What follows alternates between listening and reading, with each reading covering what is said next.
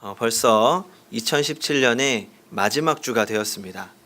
정신 차리고 보니 벌써 한 해가 지나갔더라고요. 여기까지가 오늘 아마 전국에 있는 모든 교회 목사님들이 동일하게 시작하실 말씀인 것 같습니다. 이제 지난 한 주간 조용히 한 해를 생각해 봤습니다.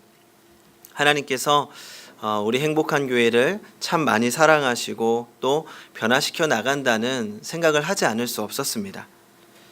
올해 우리 행복한 교회 표어가 무엇이었는지 기억하십니까?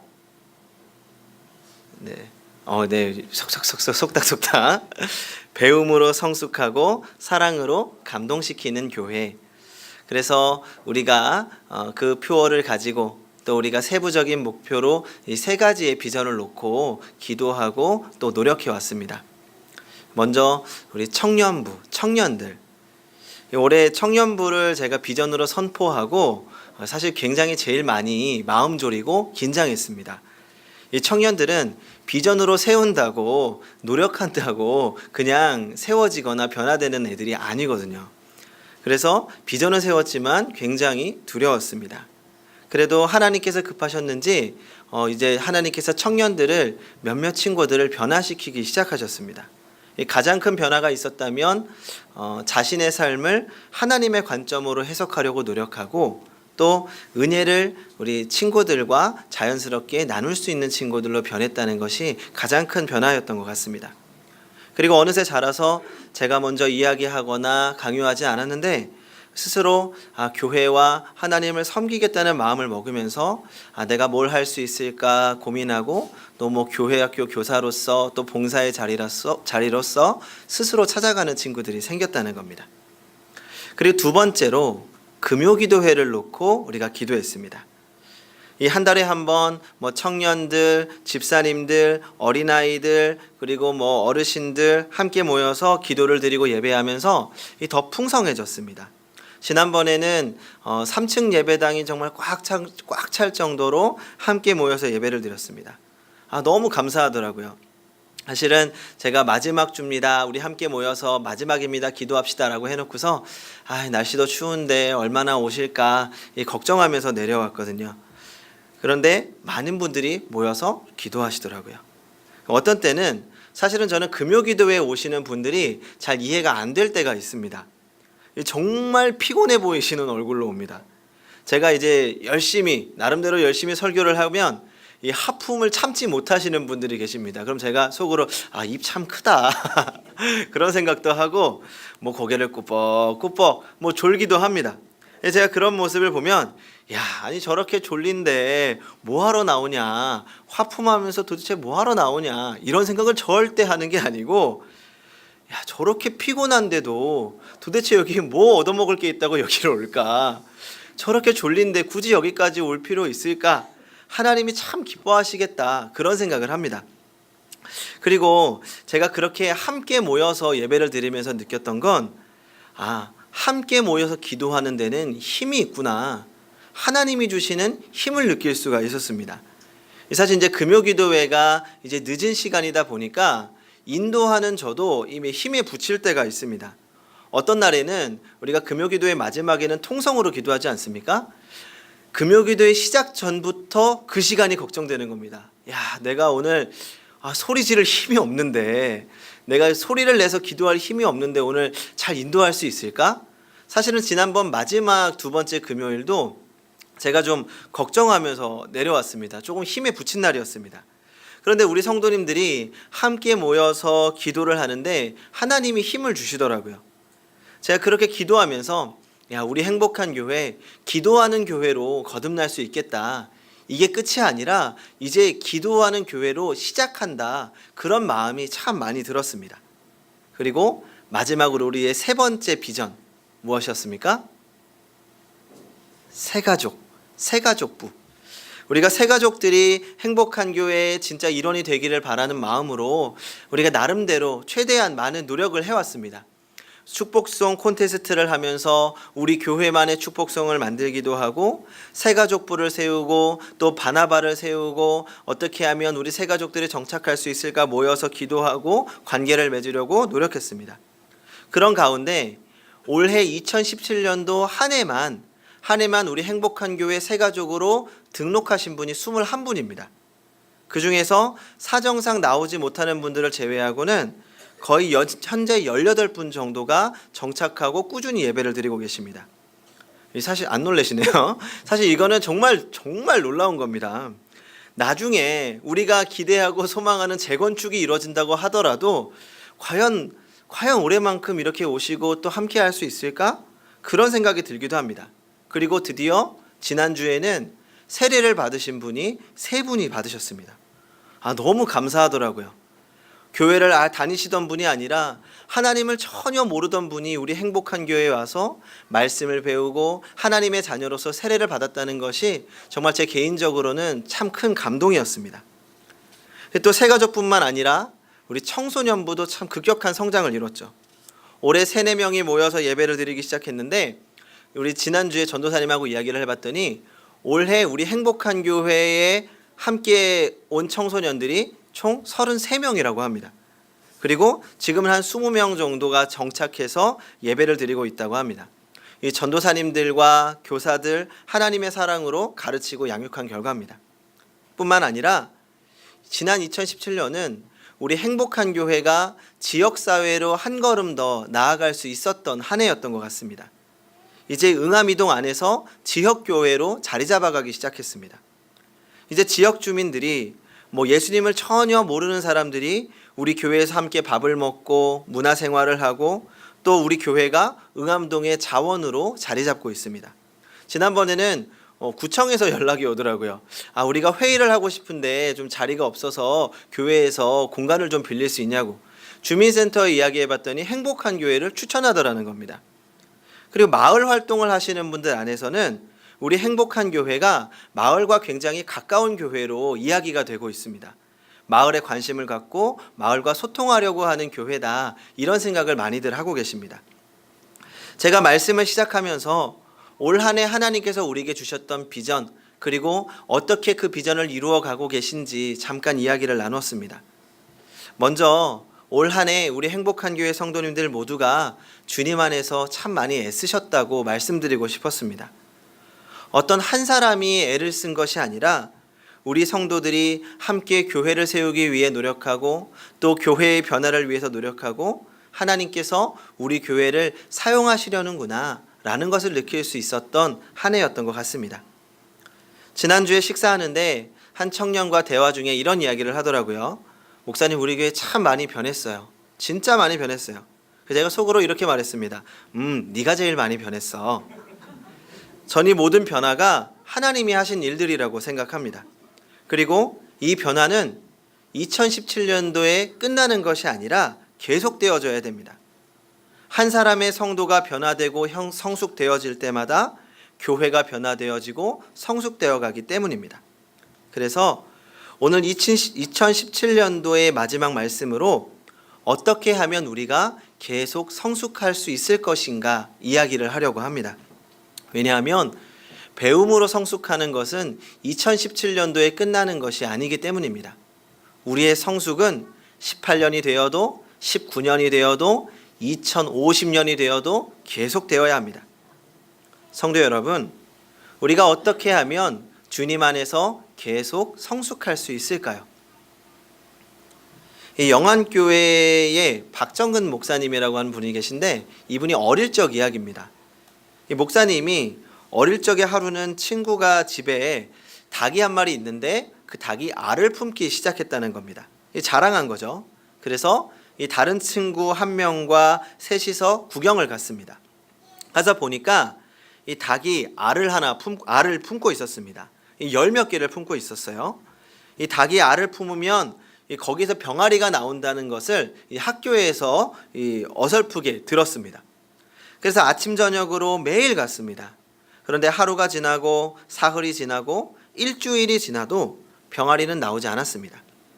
열흘째 되던 날 성질 급한 친구가 야, 계란 한번 열어보자. 이 닭이 병아리가 자라고 있는 건지 모르겠다. 계란 한번 열어보자 라고 했습니다. 당연히 이제 친구가 안 된다고 했지만 이 성질 급한 친구가 야, 딱 하나만 열어보자. 자꾸 조르는 겁니다. 이 두 사람이 옥신각신 하다가 이제 목사님을 쳐다봤습니다. 야, 우리는 도저히 답이 안 나오니까 네가 결정해.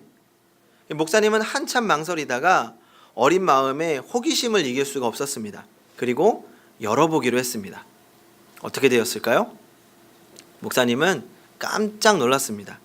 거기에는 병아리 형체가 다 되어가는 꼬물꼬물거리는 병아리가 있었습니다. 깜짝 놀라서 얼른 집어넣었습니다. 그리고 다음날 가보았더니 병아리는 죽어 있었습니다. 어미 닭이 그것을 쪼아서 밖으로 던져버린 겁니다. 어린 마음에 목사님이 죄책감에 시달림이 아주 후회했던 기억이라고 참 이야기를 나눠주셨습니다. 그러고 보면 지식은 참 중요한 것 같습니다. 잘 알지 못하면 손해를 보고 또 잘 알지 못하면 잘못을 저지르기도 합니다. 그래서 아는 것이 힘이라고 말합니다. 이 세상을 살아가는 데 있어서 지식이 곧 힘입니다. 영적인 세계도 마찬가지입니다. 지식이 있어야 올바로 믿을 수 있습니다. 그래서 흔히 기독교를 지식의 종교라고 말합니다. 무슨 뜻일까요? 기독교는 정성만 들이면 되는 종교가 아니라는 것입니다. 예전에 우리 조상들은 물 한 사발 떠놓고 나무 앞에서 달을 보며 빌고 또 빌었습니다. 백일치성, 천일치성, 지성이면 감천이라고 깊은 정성이면 하늘이 감동해 소원을 들어줄 것이라고 생각했습니다. 오늘도 그렇게 생각하는 분들이 많습니다. 이 마을에서 봉사하는 분을 한번 만났는데 한 번은 교회에서 차 한잔하며 이야기를 나눴습니다. 제가 물었죠. 누가 나눠주는 것도 아니고 이익이 되는 일도 없는데 왜 그렇게 열심히 봉사하시나요? 그랬더니 이렇게 좋은 일을 하다 보면 우리 자식들에게 좋은 일이 생길 거라는 생각이 들었기 때문이라는 겁니다. 내가 이렇게 봉사하고 정성을 다하면 그래도 우리 가족에게 조금은 좋은 일이 생길 것 같다는 겁니다. 하지만 기독교는 그런 막연한 신앙과 정성의 종교가 아닙니다. 기독교는 지식의 종교입니다. 하나님이 계시하신 진리를 올바로 알아야 제대로 믿을 수 있다는 말입니다. 하나님을 알아갈수록 우리의 신앙이 더욱 성숙해져 갑니다. 디모데전서 3장 16절과 17절입니다. 모든 성경은 하나님의 감동으로 된 것으로 교훈과 책망과 바르게 함과 의로 교육하기에 유익하니 이는 하나님의 사람으로 온전하게 하며 모든 선한 일을 행할 능력을 갖추게 하려 함이라. 아무래도 지식의 종교라고 말하니까 부담스러워하는 분들이 계실 것 같습니다. 새가족 교육을 하는데 이런 말씀을 하시는 분도 계셨다고 하더라고요. 이제 와서 이렇게 공부할 줄 알았으면 대학교 시절에 친구가 그렇게 교회 가자고 했는데 머리 한참 좋을 때 그때 교회 가서 배울 걸, 이렇게 말씀하시더랍니다. 아무래도 늦은 나이에 배우시다 보니까 부담되시는 게 당연합니다. 하지만 우리가 배우는 지식은 전혀 부담 가질 필요 없는 말씀입니다. 오늘 마가복음 4장 21절을 같이 읽어보겠습니다. 마가복음 4장 21절 시작. 또 그들에게 이르시되 사람이 등불을 가져오는 것은 말 아래에나 평상 아래에 두려 함이냐 등경 위에 두려 함이 아니냐. 이 말이 조금 복잡하게 되어 있습니다. 그래서 제가 현대어인의 성경으로 다시 읽어보겠습니다. 예수님은 또 이렇게 말씀하셨다. 등불을 켜서 그릇이나 침대 아래 둘 사람이 있겠느냐? 오히려 그것을 등잔대 위에 올려놓지 않겠느냐? 여기서 말하는 등불은 당시에 가나안 사람들이 쓰던 등을 말합니다. 올리브유를 붓고 심지를 쓰는 이 토기 접시 모양의 등입니다. 이 팔레스타인 지방의 집들은 대부분 문이 하나가 있고 이 창문이 한두 개 정도가 있는데 그 창문에도 이 나무를 덧대어 놓는다고 합니다. 그래서 집안은 항상 어두컴컴했습니다. 특히 겨울철에는 창문을 열 수가 없기 때문에 더 어두웠습니다. 그래서 낮에도 항상 등불을 켜놓아야 했습니다. 이런 환경에 살고 있던 팔레스타인 사람들에게는 이 등불은 절대 없어서는 안 되는 것이었습니다. 예수님께서는 아주 상식적인 현실을 비유로 사용하신 겁니다. 쉽게 말하면 등불을 켜서 침대나 식탁 아래 두는 사람은 없다는 겁니다. 근데 22절, 이어지는 22절은 좀 이해하기가 어렵습니다. 한번 읽어보겠습니다. 22절입니다. 시작. 드러내려 하지 않고는 숨긴 것이 없고 나타내려 하지 않고는 감추인 것이 없느니라. 어떤 분들은 예수님께서 말씀하신 바 모든 감추인 것은 반드시 드러난다는 뜻으로 해석합니다. 예수님이 말씀하신 것 가운데 감추신 것이 나중에 드러난다는 겁니다. 그리고 또 어떤 일들은 드러나기 위해서 감추어져 있다 이렇게 합니다. 근데 이런 거는 잘못된 해석입니다.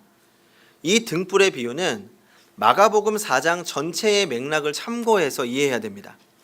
맨 처음 보시면 마가복음 4장을 보시면 맨 처음에 씨 뿌리는 비유가 나오고 그 다음이 등불에 대한 비유입니다.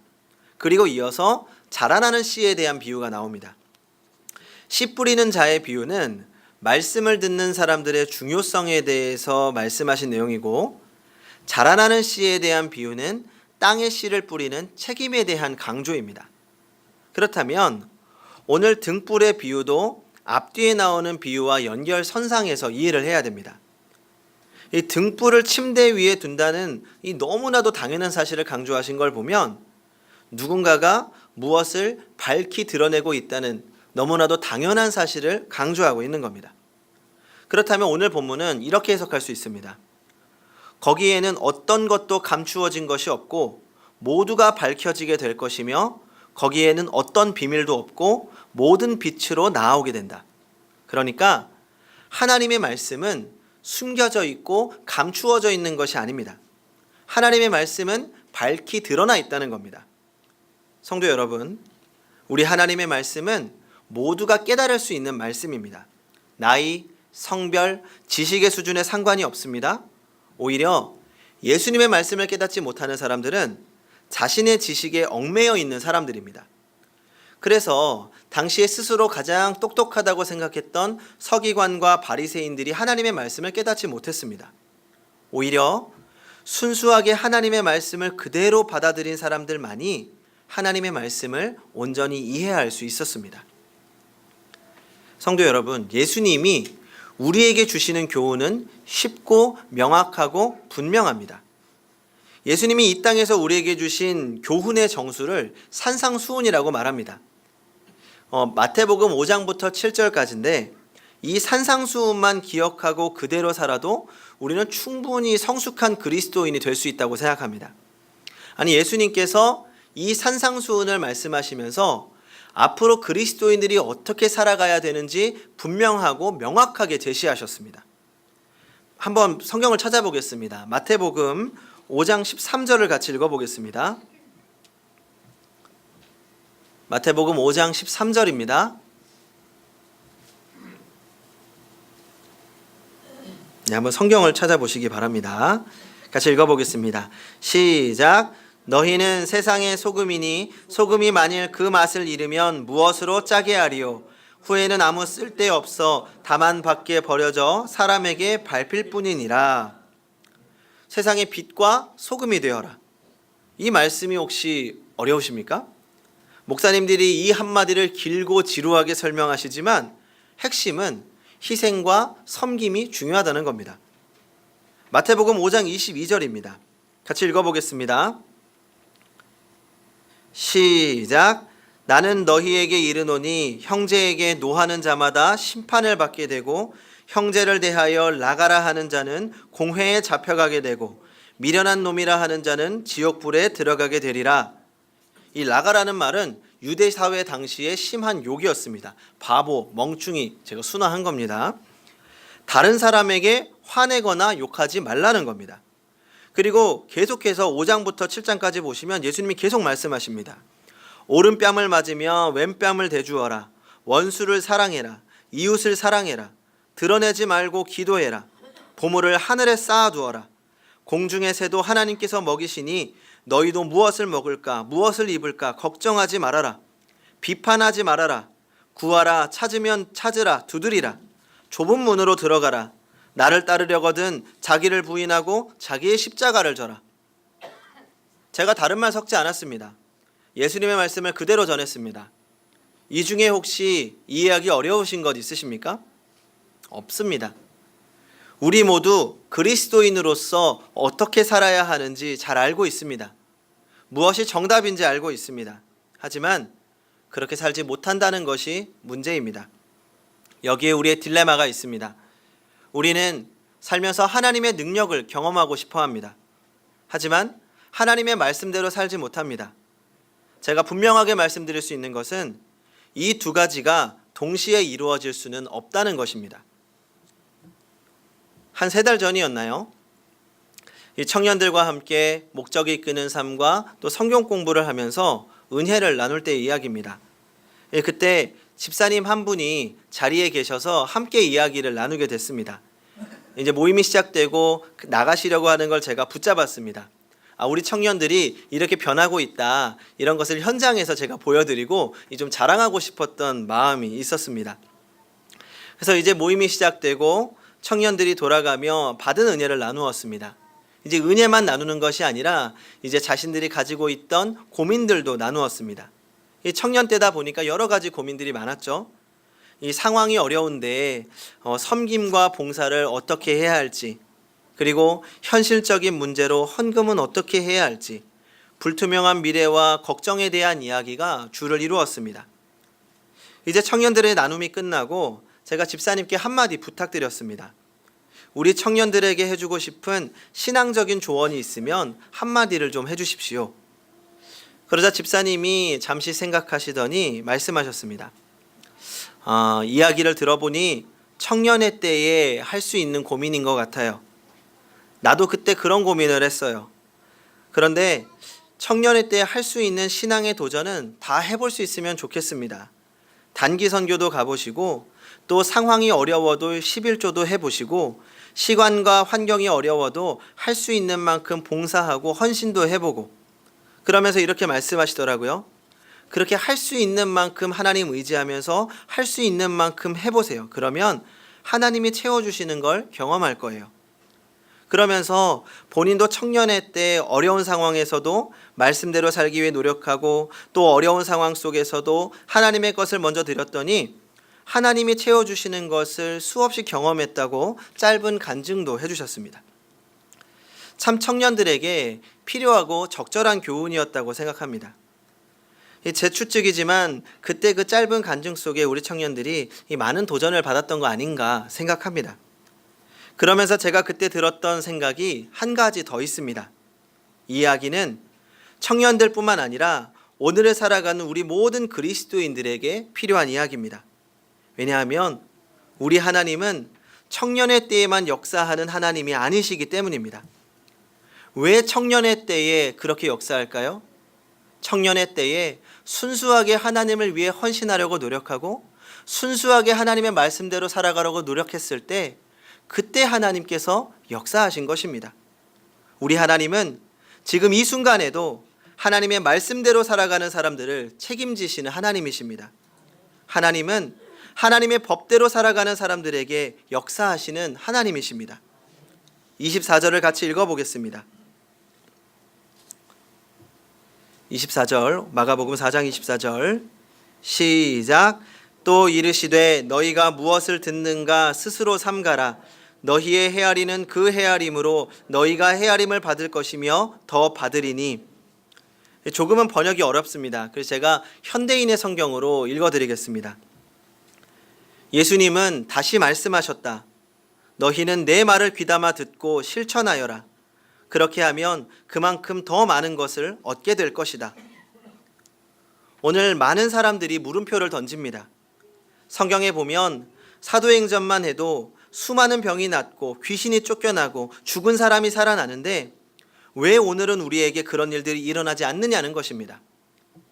그들의 말처럼 성령의 역사가 오늘날에는 일어나지 않는 것일까요? 그렇지 않습니다.